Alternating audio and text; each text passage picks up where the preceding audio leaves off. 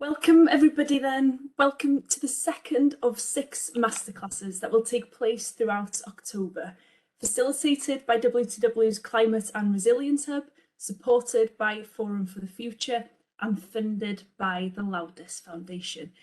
I am Erin Owain and I'm your host for today and WTW's project lead for Cotton 2040 initiative. So while we get started then, may we kindly ask if you could complete the following survey that you will find in the chat. Upon joining this masterclass, all delegates have been muted, but we do encourage you to add any questions using the Q&A panel. And I think you can access this by clicking the 3 dots in the bottom right-hand corner of your window.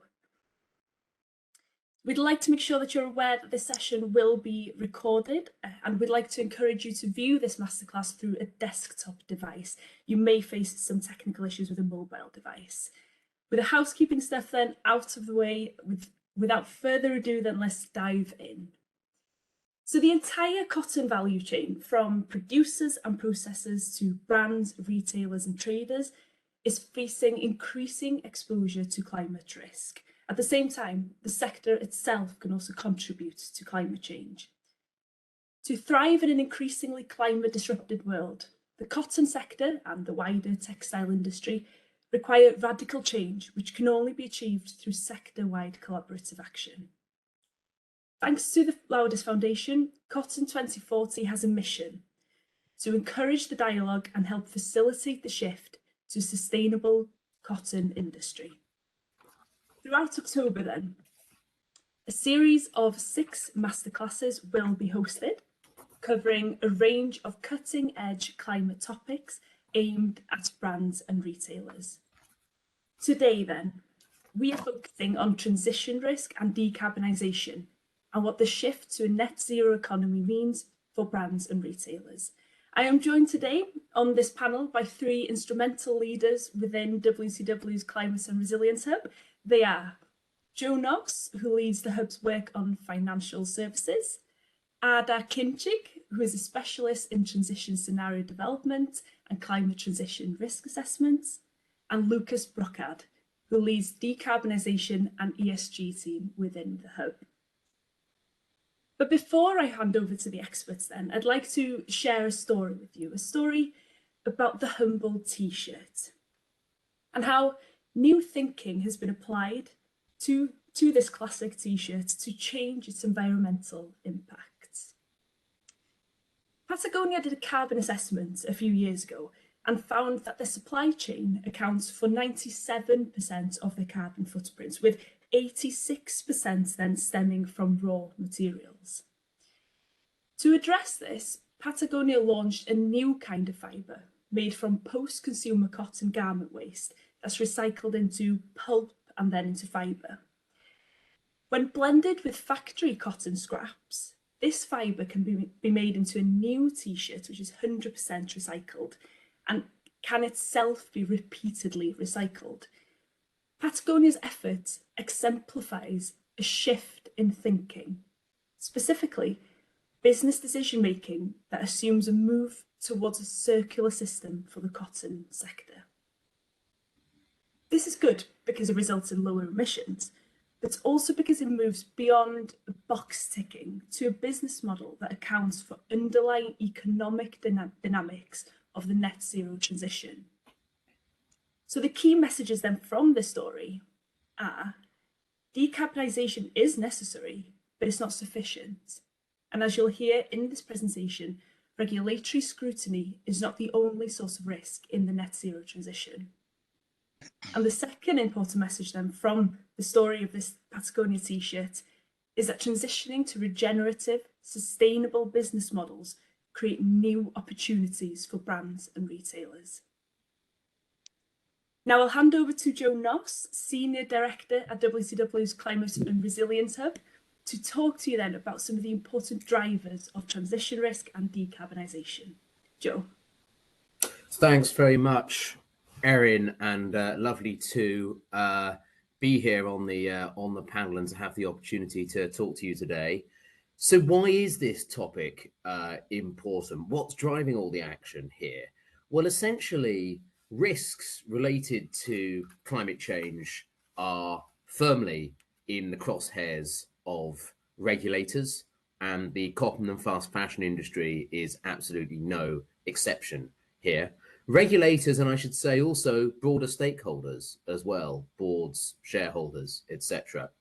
And together, this is leading to a push to decarbonize, and that in turn raises to these firms the risks associated with the transition to net zero emissions as consumer behavior changes and as environmental constraints bind on firms in this industry. Now, to kick things off, we're going to begin with a short poll. We're interested here to understand your views on what are the most significant drivers for action on transitioning to net zero for your business. Now, there are, let's see, 9 options here. So which are the most significant drivers for action on transitioning to net zero for your business? Hopefully the question and the answers will shortly appear on your screen. And I'd ask you please to select the top 3.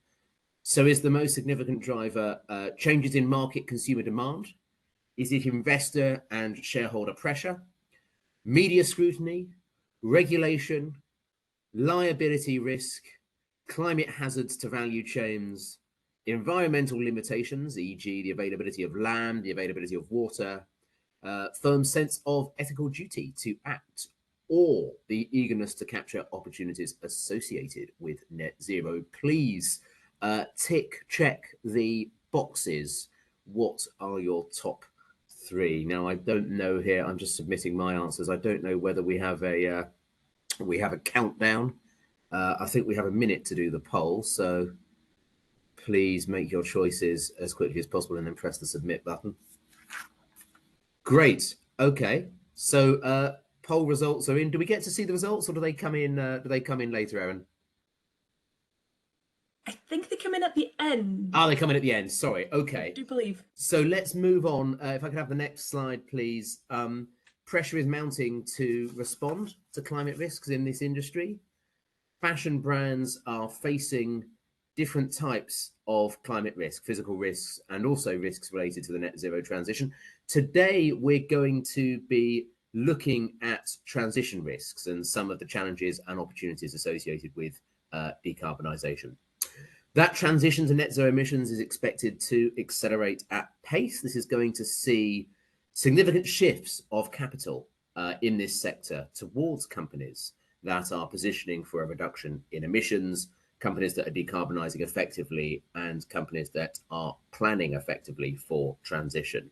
We've listed on this slide some of those forces that are driving changes in business models, and hopefully you're able to see the results of the poll on the right-hand side of the screen. And absolutely, very little ambiguity in the results here. It looks as though regulation and changes to, or the increase in climate hazards to value chains are selected as the top 2 drivers. Third being changes in market and consumer demand. And I think we at WTW would very much agree with that. Picking up on that topic of regulation, this slide shows you some of the countries that have recently increased requirements concerning disclosure of climate risks and decarbonisation. This is a very rapidly developing area. 8 countries have recently announced reporting requirements for this industry and for corporates more generally, including those that aligned with the recommendations of TCFD, the Task Force for Climate-Related Financial Disclosures. And I should flag that the US SEC has also recently proposed a rule that requires the disclosure of climate-related risks from all reporting firms, the impact of climate-related events and transition activities on their financial statements. And this proposal, if it comes into law, will also require US firms to disclose information on their greenhouse gas emissions, including indirect emissions from their purchased electricity. And you can see here that numerous other countries, including South Africa, Canada, France, Germany, also have similar rules that are at different points of development. There's also new regulations in the EU and the UK that are focusing specifically on the fashion industry. A couple of examples here. So in March 22, the European Commission adopted rules to crack down on to better understand how to communicate their green credentials and not mislead shoppers. And the CMA has emphasised here that regulators won't hesitate to take action, including through the courts, if firms don't comply with this. That last bit about sort of, regulatory pressure starting to lead to sort of legal crackdown is quite important. Labels are really starting to find that they can't use green or sustainable credentials in their branding, in their financial statements, unless they have the evidence to back them up. On the next slide here, we have one example concerning Allbirds, which is a fashion label that recently sought to undertake an initial public offering.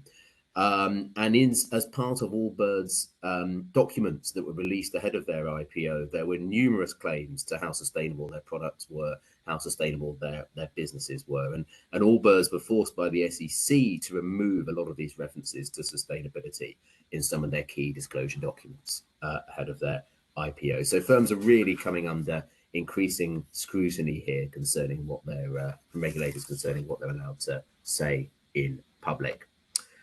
If I could have the next slide, please. Another example of this. So the fashion label Boohoo recently launched a new sustainable line of clothes, but this saw some pushback from consumers and their regulators. The sustainable part of Boohoo's overall fashion offering, and some of the clothes also included recycled polyester, which, though it's recycled, also has a harmful effect on the environment. And as a result of this case, the UK's Competition and Markets Authority announced it was going to step up investigation and scrutiny of firms' eco-friendly claims in this sector. Okay, so that's the end of my scene setting. Let me hand over to Arda now, who's going to tell you a little bit about the challenge that firms are facing here and what we're starting to see firms do in this sector. Arda. Thanks, Joe, and welcome everyone. So in this section, we'll explore why there's transition risk in the fashion industry in the first place and what this risk may look like.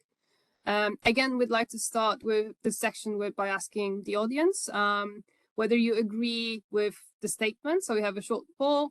And if you could answer if you agree or disagree with the statement, the global transition to net zero greenhouse gas emissions will require a significant change to our business model. Hopefully it popped up in your, there you go. Thank you. So climate transition is about decarbonizing, absolutely. If we could do everything we do right now, but without the greenhouse gas emissions, then there would be no transition risk. So yes, decarbonization is really important. But when we think about decarbonization too narrowly, we're missing an important part of the transition picture. So far, regulation, with some exceptions that Joe mentioned, but has focused mostly on direct emissions and proper disclosure. But if you look at transition progress reports, we're behind in most sectors, including the fashion industry itself. So clearly the current policies are not enough, the current regulation is not enough.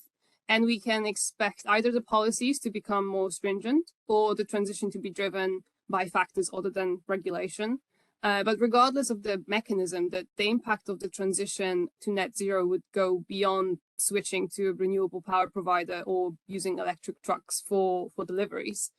And in the next slide, we can take a step back and first kind of just investigate why there's transition risk in the fashion industry in the first place and what's driving it. And the first thing to look at is obviously the carbon footprint. Apparel is actually one of the least carbon intensive industries in terms of direct scope 1 emissions, but it does have significant emissions along the value chain, along the supply chain. An estimate here can vary greatly, but for illustrative purposes, a pair of jeans is estimated to produce something between 20 to 40 kilograms of CO2.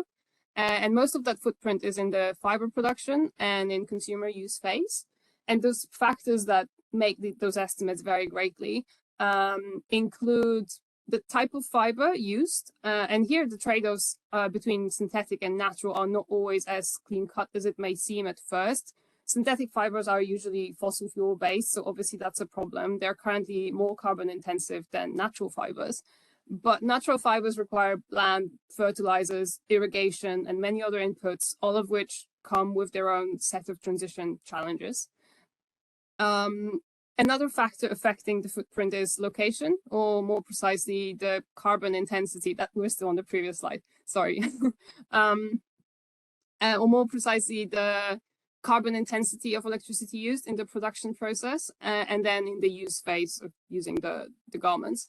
And the pace at which we can add renewable electricity capacity around the world is generally outside retailers' control, but more importantly, constrained by how quickly we can actually manufacture all the solar panels and wind turbines and how quickly we can mine all the metals and minerals we need to do it.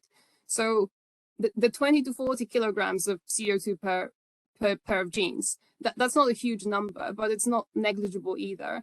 And individual companies may be able to reduce those emissions successfully, but it's not easy to eliminate that footprint at a global industry-wide scale.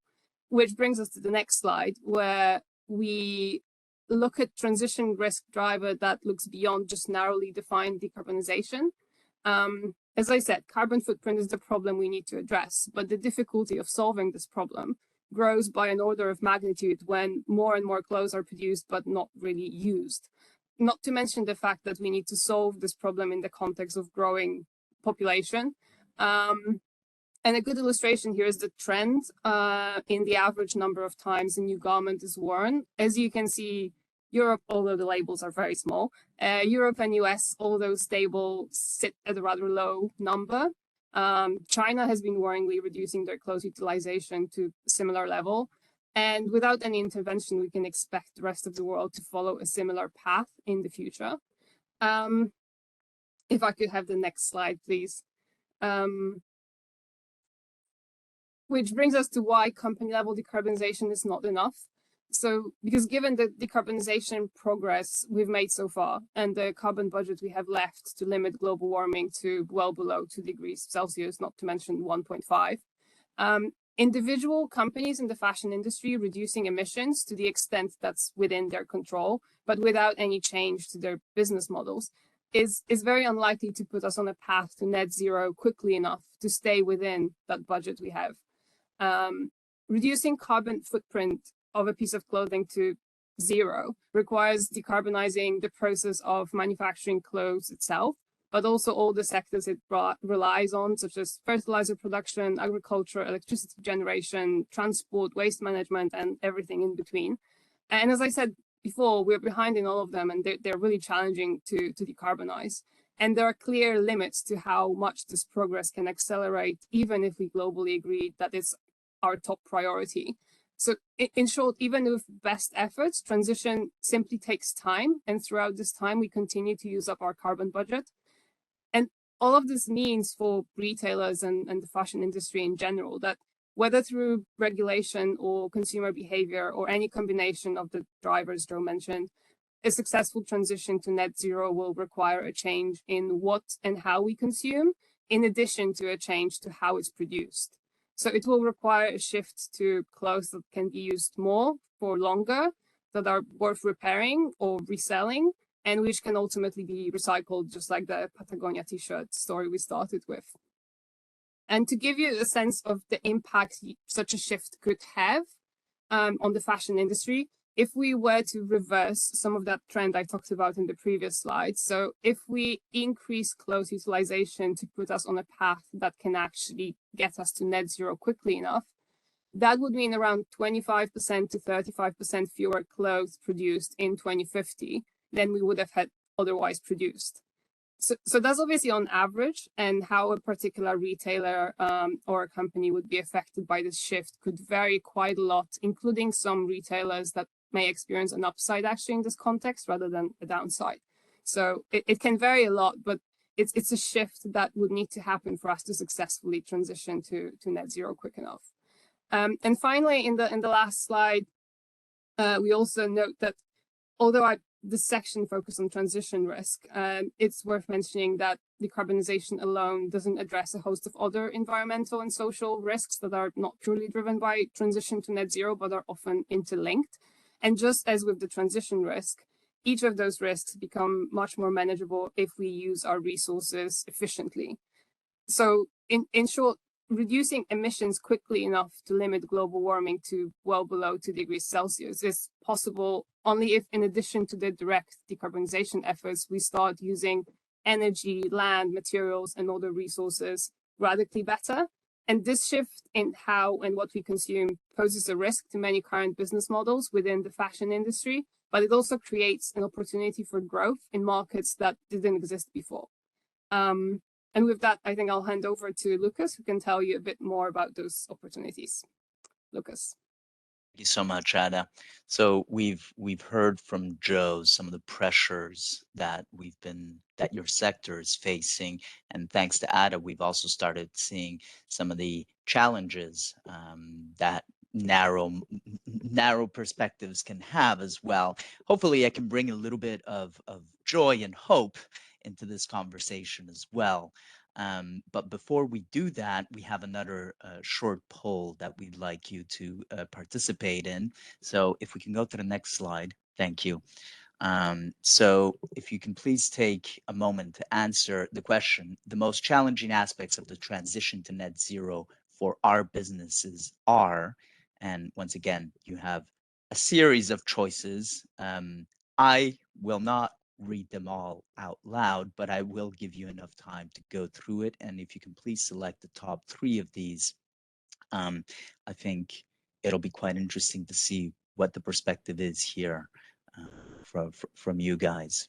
Wonderful, thank you for that. So as the computer starts generating the actual results, I'm quite keen to see what the outcome of all of this is. But like I said, the next stage of what we're going to be discussing is some of the opportunities that are coming our way. So looking through here, we have some surprising and some unsurprising answers, but lack of transparency is definitely one of the key components that is coming out of this, as well as the lack of clear and consistent standards and regulations. And that's interesting because I don't think that is unique to your sector, but it is definitely a challenge that's being faced by many sectors and economies. And the cost of investments in the operation transformation or the business transformation. Now, that's an interesting one, and I think it touches quite nicely upon what I'd like us to discuss next. So if we can go to the next slide, please. So change, as indicated by Ada, as shown by Joe, is what needs to happen, is necessary to some extent. There are those pressures that are coming your way, to whether they be regulatory or stakeholder-led pressures, but pressures are happening. And so change needs to happen, and change is complicated. It's scary. It's a little bit of unknown, but it also generates opportunity. And so that cost of investment, as mentioned in the poll, is actually a cost of investment towards opportunity as well. The part of this sector, part of this industry is incredibly competitive already. It is a challenging place to operate in. However, by thinking about the change that is possible, by starting to conceptualize these businesses, your businesses, in a different way, and also in the products and services that it is currently offering, you're also creating a different approach for revenue generation. You're pivoting towards higher margins, most likely, and less volatile models, which will support you as an organization to grow and to continue making money and supporting your communities, whether those be your employees or your supply chains and value chains as well. So it actually enables you to build more sustainable business models that is a win for everybody. It's a win for the planet. It's a win for, like I said, your stakeholders, whether they be internal or external stakeholders. And what do we mean really by these business models, or by this change in business model? It's going back to the point that Ada was making. It's thinking about higher margin products. It's maybe making a little bit less clothes, but higher quality clothes. It's charging a little bit more for it, sure, but also making sure that it lasts longer. And part of lasting longer is contributing to a broader circular economy model. So it's not just about making the clothes anymore, but it's also about repairing it and offering that as a service, or reselling some clothes that has longer lifespan, or to some extent even recycling some of that. And all of these are services that are chargeable. All of these are ways of increasing the potential revenue streams for your organization, all the while enabling you to have a broader positive outcome for everybody around you, including the farmers. As Ada was mentioning, a lot of the let's say impact is either in the land use that is being that is needed to create some of these fibers, for example, or in the actual uses of the clothing.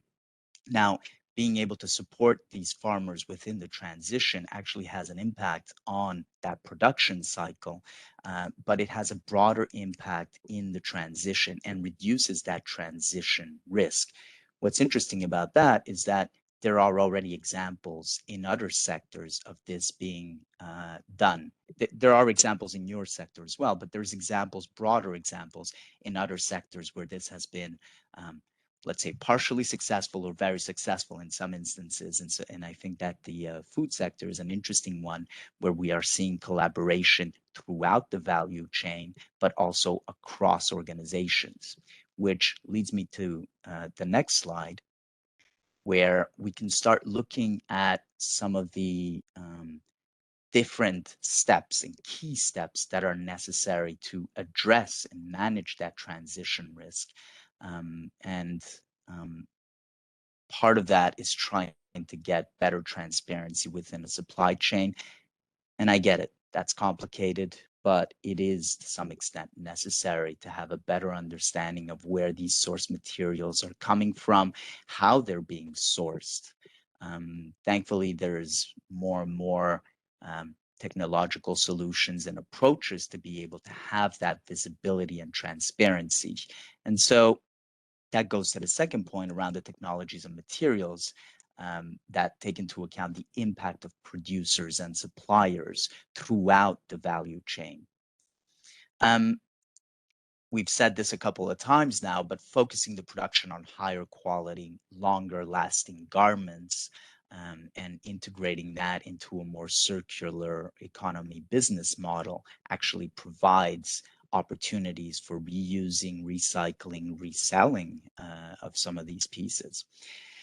Now, a lot of what sustainability has been doing over the past couple of decades is education, and there is a need for that continued education with consumers as well, with producers, but also consumers. So it's not quite as straightforward as just swapping one type of t-shirt with another one and increasing the price. There is an important part of that, which is bringing along your consumers with you, your customers with you through that journey of not only understanding, but accepting the change that needs to happen. And finally, and probably as important, just going back to the previous slide, apologies. And finally, probably one of the key components of this is we are dealing with a systemic challenge, a systemic transition risk. it cannot be solved by a single organization. It needs to be solved in a systemic way. So collaboration within the industry is absolutely crucial and essential to be able to drive the necessary change. And it's wonderful to have leaders and to have some organizations really push that forward and to become beacons within this to show the path. But the full transformation needs to be done systemically as well. So there is a need for all industry players, regardless of where they are within that value chain, to work together to make that change possible. And finally, now, yes, we can move to the next one. Finally, when we talk about all of this, it goes beyond decarbonization. It goes beyond just managing transition risk, but it is looking at more broadly the social and environmental impact holistically.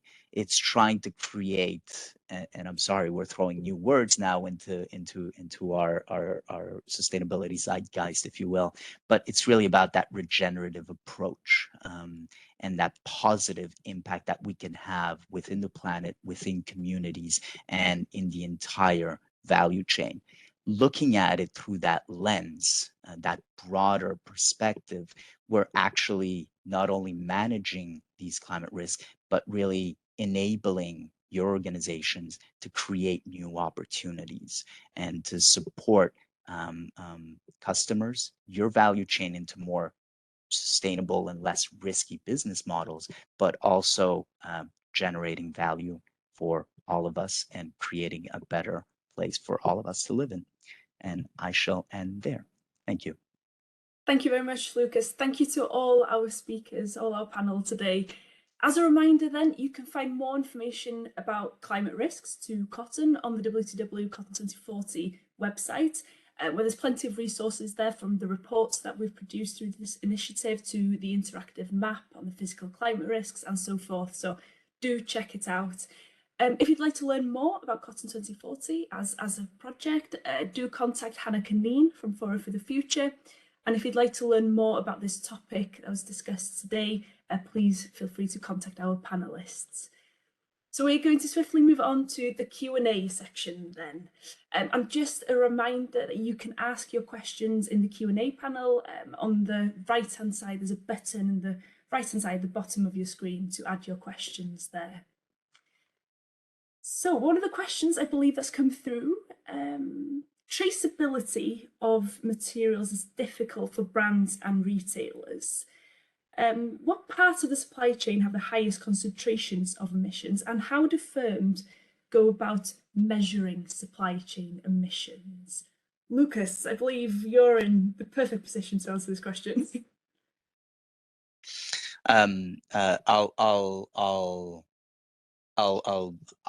I will, but I'll also ask Ada to support me if there's anything that I misrepresent here. But if we are talking about natural fibers, a lot of what we're dealing with here within that supply chain is going to be the land use and the land use change that is contributing to those emissions. That being said, it is a complicated way to actually measure emissions, and it is not always the most accurate approach. So to the question, how can you measure that? I would suggest that having the perfect measurement it might not be fully necessary in this instance to be able to still action things. We need to have a scale or an understanding of what the scale is and what the directional travel should be, but the perfect number might not be necessary. Ada, did I represent that well enough? Yes, no, I think it's right. And as you said, it's a very complex topic, and being able to understand like that's why some of those carbon footprints that we may find in estimates, like they vary so greatly, and the distribution of those emissions between phases also vary greatly, because it all depends on so many factors, like the amount of fertilizers and the farming practices and what was on that land before it became a cotton field, and all of those things. It's really hard to trace.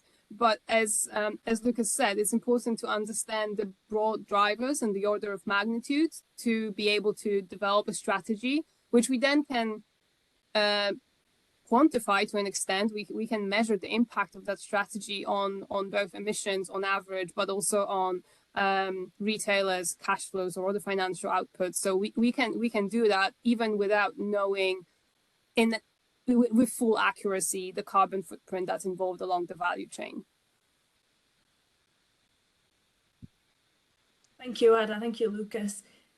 Another question which has come in, and Ada, I believe this is possibly aligned with your line of work, is to do with how do we measure transition risk in a meaningful way? What metrics can we use? So most of all, I would say that especially for an industry with relatively low direct emissions, like carbon footprint, with all the challenges there are to measuring it well beyond Scope 1 emissions, is a useful starting point, but it's not the end of it. And we should focus on measuring risk in a way that encompasses both emissions, but also all those other changes that would be necessary for transition to be successful and to happen fast enough. And we would advocate that many of those can be quantified in financial terms for retailers. These are ultimately businesses, and they need to deliver results for their stakeholders and investors. So we want to make sure that this is possible even with transition happening. So it's about measuring the impact of transition with different strategies those retailers may have on their financial outcomes, on the value of the company, on the cash flows they can generate for their stakeholders and investors. Joe, Lucas, would you like the opportunity to add to that answer? Agree fully with what Ada just said. Fantastic. I guess to me, sorry. Yeah, no, same here, and it goes back to the previous answer as well. Look, the carbon, the emissions, all of that is necessary, but it's not the end goal in itself. I mean, it is. We need to decarbonize, but the truth is there are so many other metrics that are contributing to be able to get a better picture of the situation, especially when dealing with transition. I mean, the way I see it, kind of, for what it's worth, is the global economy needs to decarbonize. It's incumbent on firms to be a part of that. Now, the question, and Ada's the expert here, is how do we convert a reduction in emissions into an impact on firms' P&L under different scenarios? How do we convert changes in carbon to cash flows? This is carbon to cash flows, right? And for that, you have to look beyond the emission and ask, well, what's driving it? Is it consumer sentiment? Is it changes in regulation, technology? How does that affect firms' revenues, demand? And how can the actions that firms take change that mix? And talking about consumer demands, then another question just come through is to the cost of living. At the moment, we're all aware that the cost of living is rising along with inflation. How can we support consumers by providing affordable products, but whilst also increasing costs all along the supply chain?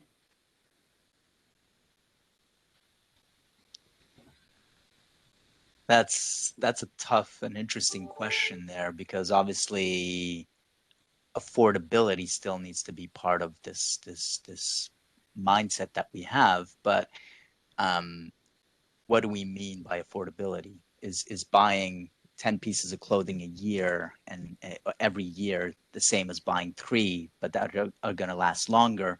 Which one of those two models is more affordable over a longer time span? So it depends a little bit, I guess, on the elasticity of people's budgets more than anything else, and that I don't have a perfect answer to. Joe, Ada, I don't know about you, but to me, it is really around how do we define that affordability? Buying 1 piece of clothes every month versus 3 a year, but that lasts longer, is actually more affordable. But you need to be able to have that flexibility within your budget to be able to do that. There's also an aspect of like, if the market for secondhand clothes grow, this is definitely a more affordable option for most than buying new clothes if they're like high quality, etc. Mm. So it's a bit like chicken and egg problem, because we need those kind of long lasting, high quality pieces of clothing to be sold in the secondary market. But this is definitely an option that is affordable, usually more affordable than anything else. I'd agree with that. I mean, this isn't the first cost of living crisis that this country or the global economy has lived through.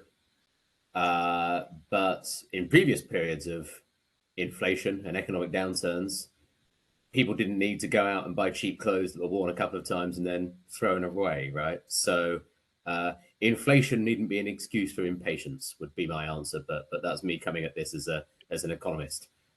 Let's buy better. Let's not buy cheaper.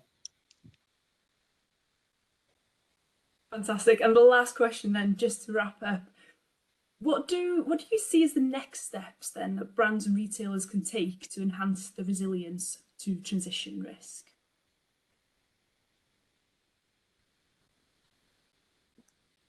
I think we already mentioned quite a few of those, and mentioned some successful examples of companies that are doing this, starting with the Patagonia Tshirt company, the T-shirt story in the beginning. So exploring, like, it will take time, just like all of those changes take time. So exploring different business models and what consumers would be willing to change in their behavior, I think is the first step. Just engaging with kind of consumers in the first place, because that's what's driving demand, like consumer preferences, and understanding how, again, collectively, collaboratively, we can work to create new opportunities and new markets, new ways of new business models, in short.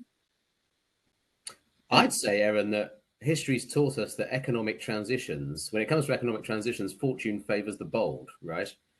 Anyone remember when Apple shipped their first computer 20 years ago that didn't have a floppy disk drive? I remember. I thought that was just stupid. I remember this idea that you could pay twice as much for a car that was fully electric. I thought that was a stupid idea, right? But Steve Jobs, Elon Musk, they made a lot of money there by being bold and by changing their business model with a long horizon to something that, produced a more expensive and more durable product. But that the shifting sands of the global economy were going to demand. So I'd invite fashion retailers to be the same, change their business models, and try and profit from this transition in the longer term. And if I may be incredibly pragmatic, just coming to events like this and starting to think about things a little bit differently, a little bit outside of the box, that's already a great step. So thank you for being part of this. Thank you, and thank you for the three of you for being here as well, for speaking today. Just to wrap up then at the end, if you can quickly complete the post-session survey that we're going to drop in the chat now before we do leave. By completing the survey, you'll get access to a very handy session summary as well, with key points from today's session. So I do thank you all for attending today, and goodbye for now.